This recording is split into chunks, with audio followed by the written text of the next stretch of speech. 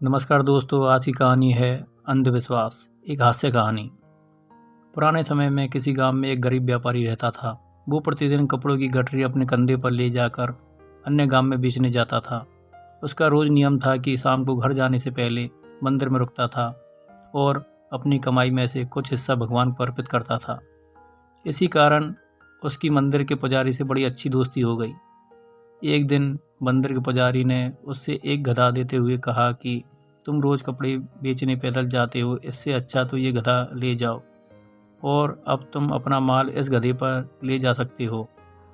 उस व्यापारी को पुजारी का सुझाव बड़ा अच्छा लगा और उसने वो गधा ले लिया तथा अगले दिन से वो अपना सामान गधे पर ले जाकर बेचने लगा।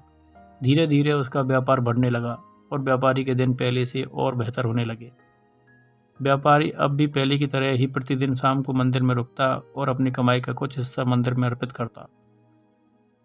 लेकिन भगवान को कुछ और ही मंजूर था। एक दिन गधा बीमार हो गया तथा काफ़ी कोशिश के बाद भी गधा ठीक नहीं हुआ और आखिर एक दिन गधा मर गया। व्यापारी दुखी हो गया क्योंकि व्यापारी को गधे से लगाव हो गया था।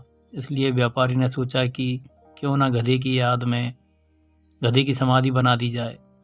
वो व्यापारी गधे की समाधि बनाकर उसे प्रणाम कर रहा था। तभी उधर से एक आदमी गुजर रहा था जो काफ़ी दुखी था। वो व्यापारी के पास आता है और व्यापारी से पूछता है कि भाई ये किसकी समाधि है।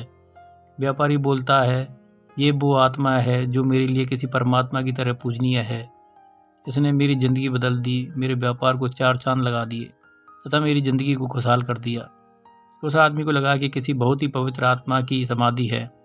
उसने समाधि को प्रणाम करते हुए अपनी इच्छा प्रकट करी तथा पूरी होने पर वापस आने का वादा करके वहाँ से चला गया और गांव में जाकर अन्य लोगों को भी उस समाधि के बारे में बताया कि कैसे उस समाधि की वजह से उस व्यापारी की ज़िंदगी बदल गई।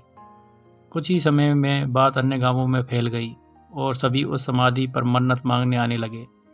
अब उस व्यापारी का काम समाधि पर आने वाले चढ़ावे से ही चल जाता था, इसलिए उसने अपना कपड़े बेचने का व्यापार बंद कर दिया और वो समाधि पर ही रहने लगा।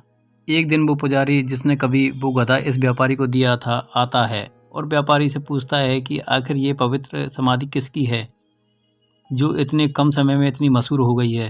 व्यापारी बोलता है क्योंकि तुम मेरे मित्र हो इसलिए बता रहा हूँ, लेकिन तुम ये बात किसी और को मत बताना कि ये समाधि उसी गधे की है जो कभी तुमने मुझे भेंट स्वरूप दिया था।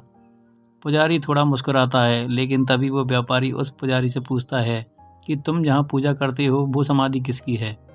इस पर पुजारी भी कहता है क्योंकि तुम मेरे मित्र हो इसलिए बता रहा हूँ, लेकिन तुम भी ये बात किसी को मत बताना कि वो समाधि जहाँ मैं पूजा करता हूँ किसी और की नहीं बल्कि इसी गधे की माँ की है। थोड़ी देर दोनों एक दूसरे की तरफ देखते हैं और मुस्कुराते हुए दोनों गधों को धन्यवाद देते हैं। सच में कहानी सुनकर मज़ा आया हो तो लाइक करें, शेयर करें और चैनल को सब्सक्राइब करें। धन्यवाद दोस्तों।